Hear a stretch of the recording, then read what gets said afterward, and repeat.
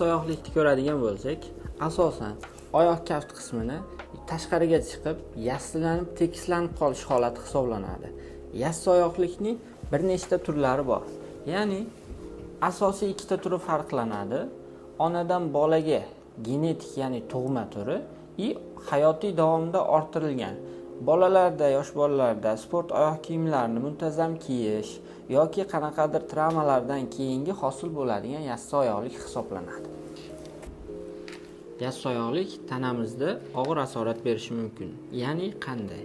Tanamizga tushadigan og'irlikning teng tushmasligi natijasida turli xil organlarda o'zgarishlar, ya'ni bel umurtqalarida, quymuchda, tizzada turli xil miqdordagi og'riqlar paydo bo'lishi mumkin. Yassioyoqlikni ortopedlar ko'rigiga boramiz. Yurishlarni shunchaki ko'rib aniqlashimiz yoki plastoskop, rentgen apparatlari yordamida aniqlashimiz mumkin. Yassioyoqlikni eng davolashning oddiy yo'li, oson yo'li vaqtida aniqlash hisoblanadi. Yosh kattalarda yoki yosh bolalarda ham og'ir turlarda operativ yo'llar bilan davolash mumkin.